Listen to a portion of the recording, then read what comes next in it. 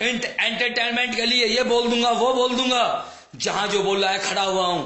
मैं अपनी तुलना किसी से नहीं चाहता और उपदेश राणा की तुलना हो भी नहीं सकती, ये भी ध्यान रख लीजिए। और ये सबूत है, 7,500 लोग इस टाइम जुड़े हुए हैं। तुलना हो नहीं सकती और होएगी भी नहीं। और तुलना क्यों नहीं होगी? भड़वों से तुलना क्यों नहीं होगी? दल्लों से तुलना क्यों नहीं होगी? क्योंकि उपदेश राणा ने सब कुछ छोड़ दिया अपने धर्म के लिए, अपने राष्ट्र के लिए।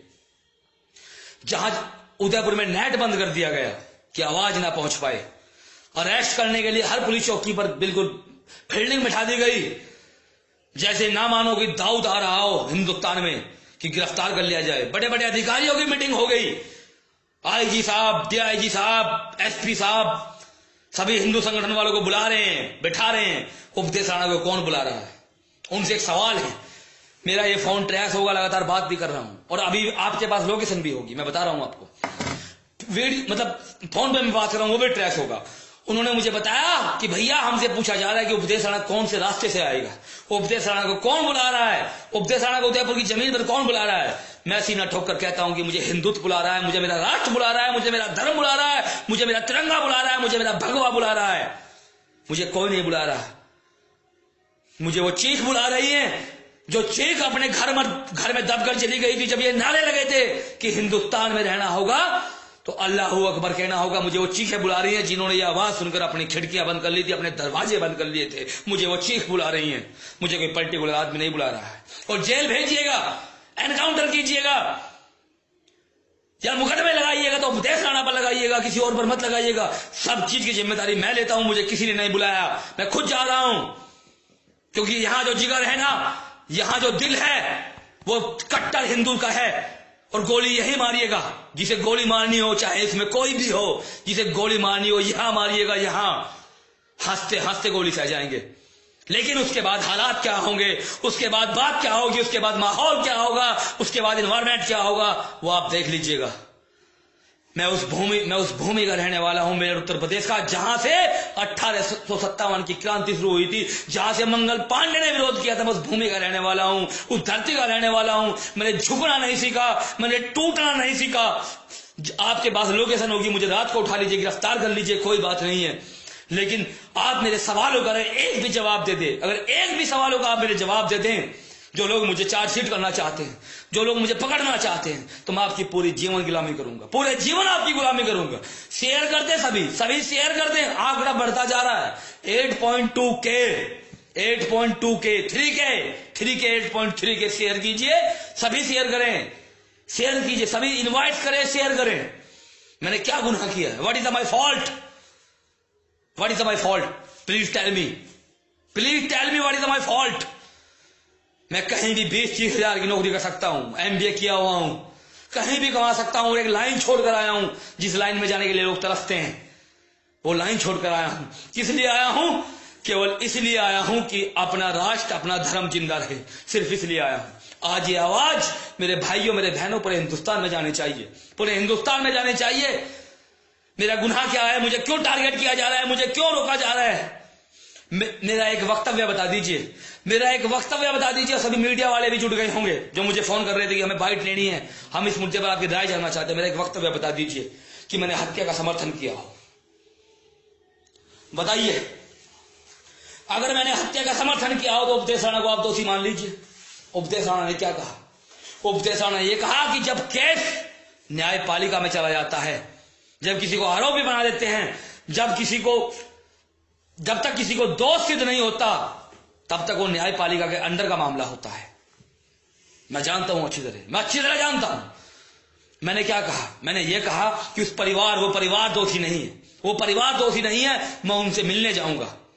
मतलब एक बंदे के जाने से भूचाल आ गया, एक बंदे के कहने से भूचाल आ गया, पूरा प्रशासन अलर्ट हो गया, पूरा प्रशासन, न्यूज फ्लैश होने लगी, न्यूज एंकर के कॉल आने लगे, ब्रेकिंग न्यूज में दिखाया जाने लगा कि उपदेश राणा के आने से संभाग में हड़कंप मच गया। मैं कोई बॉम्ब ब्लास्ट करने नहीं जा रहा हूं, मैं कोई वेपन से लेकर नहीं जा रहा हूं। मेरी गाड़ी की तलाशी ले लीजिएगा। और एक बात और, मेरी गाड़ी की RC देख लीजिएगा, जितनी भी गाड़ी आएंगी, इंश्योरेंस देख लीजिएगा, पॉल्यूशन देख लीजिएगा, सब डॉक्यूमेंट्स कंप्लीट मिलेंगे। उसके बाद कौन सा चार्ज लगाएंगे? कौन सा चार्ज लगाएंगे? मैंने ये नहीं कहा कि मुझे ये करना है या वो करना है या ये करना है। मैंने सिर्फ ये कहा मैं अपने भाइयों से मिलने जा रहा हूं। वो अपने भाइयों के साथ, उदयपुर के भाई मेरी आवाज नहीं सुन पाएगा, मुझे बहुत दुख है। मेवाड़ के भाई, क्योंकि वहां नेट बंद कर चुके हैं, 144 धारा लगा चुके हैं। मैं सिर्फ ये कहना चाहता था कि मैं सिर्फ वहां इसलिए जा रहा हूं, अपने भाइयों से मिलकर मैं उस परिवार से बात करना चाहता था जो पीड़ित परिवार है, जिसका एक संख्या जेल में है, जिस पर अभी फैसला नहीं आया, जिस पर कोर्ट फैसला करेगी। बुरहान वानी के जो घर वाले थे, उनसे कौन सी पासबुक छीनी गई, उनसे कौन से लोगों को मिलने रोका गया? बताइए, मुझे जवाब दीजिए, एक बात का जवाब दे दीजिए। मैं कौन सा टेररिस्ट हूं? कौन से राष्ट्रद्रोह के चार्ज मुझ पर हैं अभी तक? किन चीजों के ऊपर आप मेरा फैसला सुनाना चाह रहे हैं?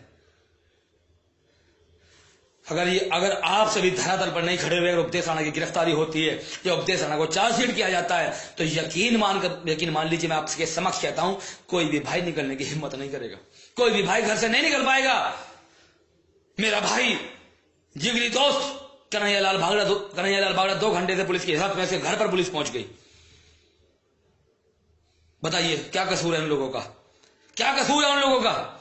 इतने जो ये जिहादी ये पोस्ट डालते हैं कि राम को ये कर दिया, सीता को ये कर दिया, उनके खिलाफ कौन सी कार्रवाई करता है प्रशासन? उनके खिलाफ कौन सी प्रशासन? कल मैं लिंक भेज दूंगा, या एजाज खान के जाकर पेज पर देख लीजिएगा एजाज खान क्या बोला। एजाज खान क्या बोला?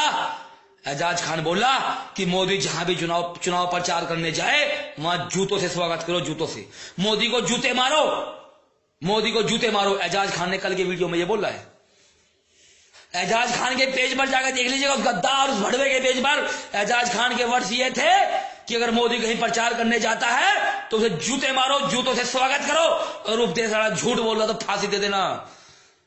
किसने कार्रवाई की? महाराष्ट्र में किसकी सरकार है? जहां से एजाज खान बोल रहा है, किसकी सरकार है महाराष्ट्र में? बताइए मुझे, किसी ने कार्रवाई की? कल राजस्थान में नारे लगे, शिवसेना हाय हाय, बजरंग दल हाय हाय, इस देश में रहना होगा तो अल्लाह अकबर कहना होगा। बजरंग दल हाय हाय, शिवसेना हाय हाय। ये संगठन कहां चले गए? ये संगठन कहां चले गए? किसी ने एफआईआर कटवाई? राजस्थान में किसी गवर्नमेंट है? कौन सामने आया जो मोदी के सर पर जूते मारने की बात कर रहा है? वहां उपदेश राणा गया था जब हमारे प्रधानमंत्री का मामला था कि जो दाढ़ी बनाएगा उसकी 20 लाख देंगे। वहां बंगाल में जाकर, उसके गढ़ में जाकर उसको सबक सिखाया। गूगल सर्च कर लेना, यूट्यूब देख लेना, वहां उपदेश राणा गया। उपदेश राणा आज तक आरएसएस की शेख शाखा में नहीं गया, बजरंग दल ज्वाइन नहीं किया, लेकिन राष्ट्र प्रेम, राष्ट्रभक्ति यहां निवास करती है। यहां कहां गए वो संगठन? कहां गए वो संगठन जिन्होंने ये सुन लिया कि मोदी के सिर पर जूते मारो, जहां प्रचार करने जाए जूतों से स्वागत करो, और शिवसेना हाय हाय, बजरंग दल हाय हाय। आपके भाई को गुस्सा आया, आपके भाई के खून में गर्मी आई, क्योंकि गलत बात ना सुनी है ना सुनूंगा। जब तक सांस रहेगी, आखिरी सांस रहेगी, यही अंदाज होगा, यही पराक्रम होगा। मार दे जिसको मारना है, मार दे जिसको जो करना है कर दे, लेकिन राष्ट्र के खिलाफ, धर्म के खिलाफ हमेशा बोलूंगा। और एक बात और, जहां गिरफ्तार करना है कल, वहां गिरफ्तार कर लीजिएगा, जहां गोली मारनी है वहां गोली मार दीजिएगा। अगर उपदेश राणा के पीछे एक आदमी भी ना खड़ा हुआ, अगर उपदेश राणा अकेला भी रह गया, तो भी उपदेश राणा के कदम उदयपुर की तरफ बढ़ेंगे, तो भी उपदेश राणा के कदम उदयपुर की तरफ बढ़ेंगे। और दुनिया जानती है, इतिहास जानता है, मेरे भाई बहन सब जानते हैं कि जो बोल दिया गर्दन तो कट जाएगी, जबान नहीं कटेगी। रघुकुल रीत सदा चली आई, प्राण जाए पर वचन ना जाए। जहां से मर्जी वहां से उठा लीजिए, जहां से मर्जी वहां से उठा लीजिए, कोई दिक्कत नहीं है। गोली मारिएगा यहां, मारिएगा यहां जो चार्जशीट पेश कीजिएगा, लेकिन गोली यहां मारिएगा, कोई दिक्कत नहीं होगी, कोई दिक्कत नहीं होगी। गोली यहां मारिएगा, सीना तैयार है। लेकिन मुझे मेरा कसूर बता दीजिएगा कि इस कसूर में आपके ऊपर राष्ट्रद्रोह लगाया जाता है, इस कसूर में आपको मारा जाता है, या इस कसूर में आपको रोका जाता है। हवाला दिया जा रहा है, हवाला दिया जा रहा है न्यूज चैनलों पर कि उपदेश राणा के आने से शांति भंग हो सकती है, उपदेश राणा के आने से तनाव बढ़ सकता है। भाई एक रीजन दीजिए। जो नारे लगा रहे थे कि हिंदुस्तान में रहना होगा, अल्लाह अकबर कहना होगा, तब शांति नहीं भंग हुई, तब माहौल नहीं खराब हुआ। इस देश का राजा कौन? मेरा ख्वाजा। तब इस देश में शांति भंग नहीं होती। और उपदेश राणा ये बोलते कि उपदेश राणा को वहां जाना है तो न्यूज फ्लैश हो जाती है, ब्रेकिंग न्यूज हो जाती है। 9000 लोग जुड़ चुके हैं। सभी शेयर करें, सभी शेयर करें, सभी इनवाइट करें। आज इस दर्द को निकल जाने दें, आज इन जज्बातों को निकल जाने दें, सभी शेयर करें। क्या कसूर है?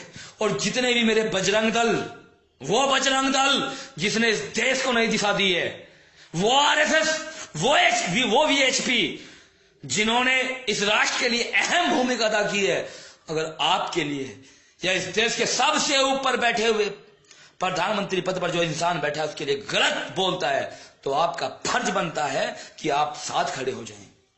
और यह भी मैं बता दूं, नेट उदयपुर में बंद हुआ है, अजमेर में नहीं बंद हुआ है।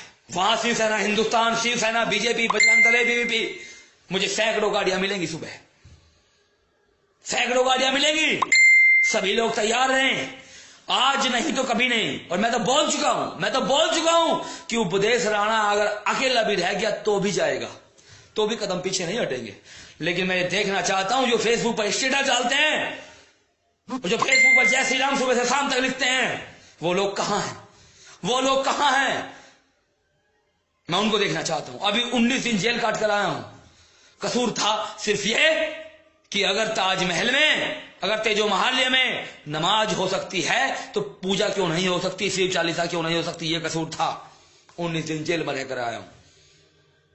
कोई बात नहीं, कोई बात नहीं। अरे इतनी ऐसी जेल 1000 बार कुर्बान सर माथे।